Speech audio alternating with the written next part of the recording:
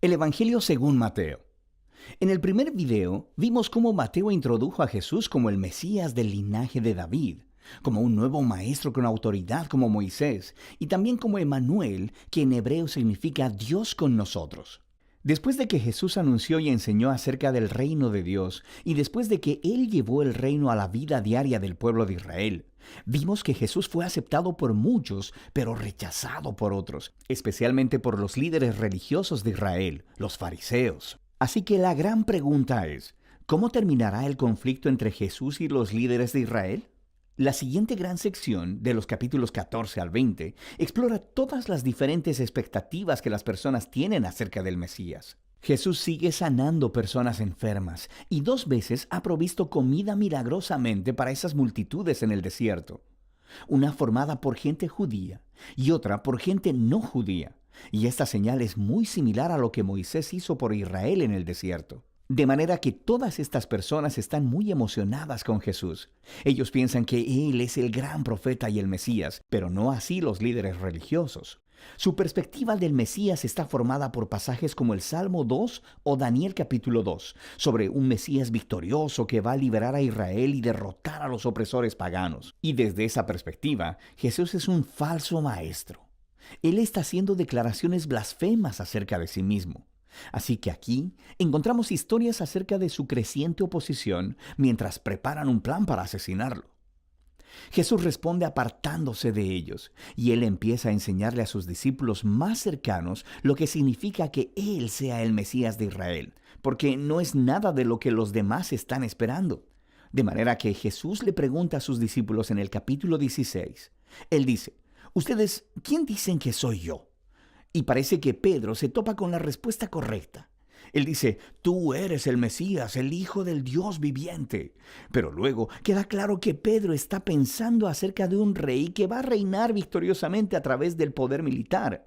Y Jesús reta a Pedro diciendo, «Sí, me convertiré en rey, pero de una manera diferente». Así que Jesús comienza a enseñarles acerca de los temas del profeta Isaías, quien dijo que el rey mesiánico sufriría y moriría por los pecados de su pueblo. Jesús se estaba posicionando a sí mismo como el rey mesiánico, que reina a través de convertirse en un siervo que entregaría su vida por Israel y las naciones.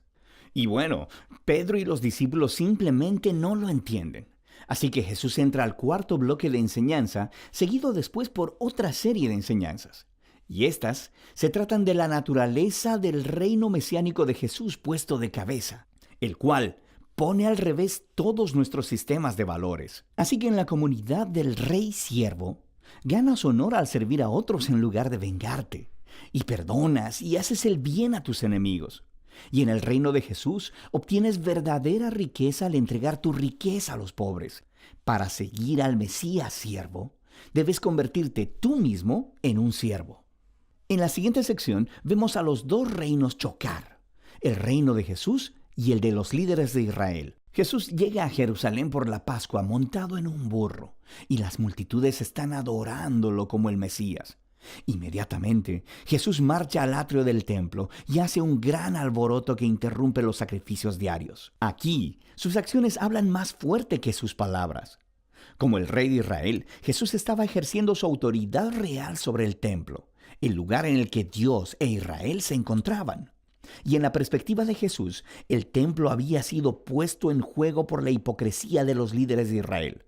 Así que aquí, Él está retando su autoridad, y naturalmente, ellos se ofenden profundamente. Ellos intentan atrapar a Jesús y humillarlo en un debate público, pero fracasan, por lo que al final determinan asesinarlo. Como respuesta, Jesús da su último bloque de enseñanza. Primero ofrece una apasionada crítica de los fariseos y su hipocresía, y luego, Él se lamenta sobre Jerusalén y su rechazo a Dios y a su reino. Luego Jesús se aparta con los discípulos y les empieza a decir lo que va a suceder. Él será ejecutado por esos líderes, pero al hacerlo, ellos cavarán su propia tumba, porque en lugar de aceptar el camino del reino pacífico de Jesús, ellos tomarán el camino de la rebelión contra Roma, y así Jerusalén y su templo serán destruidos. Pero Jesús dice que ese no es el final de la historia. Él será vindicado después de su muerte a través de su resurrección, Y un día Él regresará a establecer su reino sobre todas las naciones. Mientras tanto, los discípulos deben mantenerse alerta y comprometidos con anunciar a Jesús y su reino, y extender las buenas nuevas. Y con todo esto resonando en los oídos de los discípulos, la historia llega a su punto culminante. Esa noche, Jesús aparta a los discípulos y celebra la Pascua con ellos. La Pascua vuelve a contar la historia de la liberación de Israel de la esclavitud, a través de la muerte del Cordero de la Pascua. Y luego Jesús toma el pan y el vino de la cena como nuevos símbolos, mostrando que su muerte venidera sería un sacrificio que redimiría a su pueblo de la esclavitud al pecado y la maldad.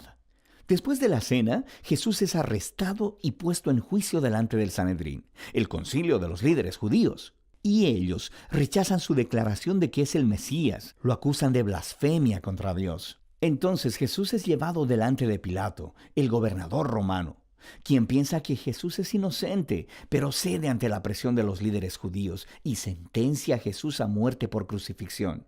Así que Jesús es llevado por soldados romanos y crucificado. Ahora notarás en esta sección que, justo como Mateo hizo en los primeros capítulos, él aumenta el número de referencias al Antiguo Testamento. Él está tratando de mostrar que la muerte de Jesús no fue una tragedia o un fracaso. Más bien fue el sorprendente cumplimiento de todas las antiguas promesas proféticas. Jesús vino como el Mesías siervo del que Isaías hablaba. Él fue rechazado por su propio pueblo, pero en lugar de juzgarlos, Él es juzgado en su lugar, llevando las consecuencias de su pecado. Así que termina la escena de la crucifixión, y el cuerpo de Jesús es colocado en una tumba.